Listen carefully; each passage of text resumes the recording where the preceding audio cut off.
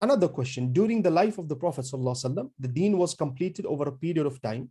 So the Sahaba went over an extensive period of spiritual development. I will not read it in full. I have read it already. It means the Sahaba, there was gradualism in tarbiyah of the Sahaba. Yani all ahkam, they were not revealed at once. So can this gradualism apply on Muslims after the Sahaba in our times? So why do we apply all ahkam at once on people, on Muslims?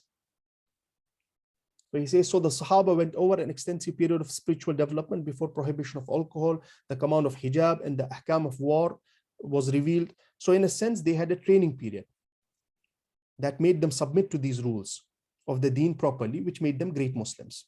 But we have the rules applied on us the moment we are Muslims, as the deen has been completed. Why did Allah use that method for instilling the deen only among the Sahaba, who are the best generation, and not those after them? One answer would be that this generation had to they had to protect and convey the message, particularly protecting the message. Yani they had to compile the Quran. They were carriers of the Sunnah. They had to establish the Khilafah after the Prophet ﷺ. So those who were given this great responsibility of preserving Islam, its sources, they must be at the best level of they must be at the best level of awareness, best level of iman, best level of amal. So we don't have this responsibility of preserving Quran. We don't have this responsibility of protecting the Sunnah. It has already been protected and preserved. This is one answer. Another answer can be the method is same. Who says that we need to apply all ahkam together on a mukallaf? No scholar says this. Of course, deen has been completed, which means we cannot declare a haram action halal. We cannot declare it halal. We cannot declare an obligatory action recommended. We cannot change the law. We cannot change the ahkam. But in application, of course, there is gradualism. There is gradualism. That's why the 5 famous ahkam of the Sharia, wajib, haram, mandub, makruh, mubah, they are all flexible. Flexible means something which is obligatory in a situation does not remain obligatory in another situation. Something which is haram can become permissible in a situation. Something which is makruh can become mubah in a particular situation. So these ahkam are flexible depending on the different situations of a mukallaf, of a human being. So no one says, and of course, this is the method. This is the method. Yani before applying the ahkam, we must have tarbiyah. And this is what we lack. And we see the bitter fruits. We see people burning hijabs. We see people becoming Muslims, becoming atheists, and so on and so, because they don't have the tarbiyah on aqidah. And they were practicing Islam based on their culture, because they were born in Muslim families, coincidence, tasaduf. And Islam and Iman was not firm in their hearts.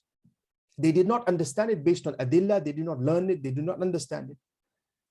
And a person who has this level of awareness, when a doubt comes to him, when he's exposed to alien ideologies, it destroys him. So this is what is happening.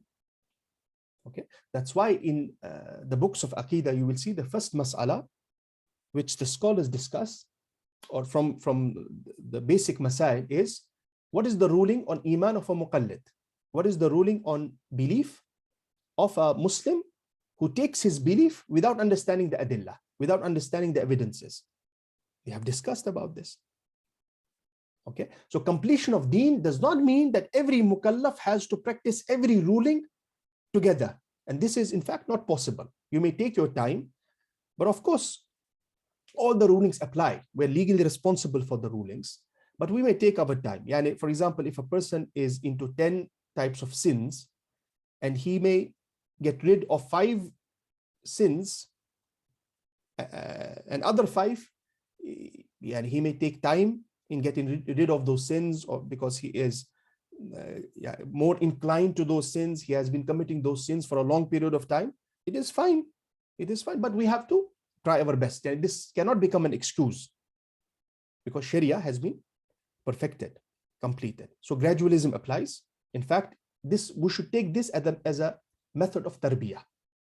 In giving tarbiyah, we should train Muslims on aqidah first, on basics, on principles. But at the same time, we should recommend them to pray, to fulfill the obligations. And it does not mean till the iman is perfected in the heart, no need to pray. So we have to complement both things at the same time. Now, wallahu ta'ala a'lam.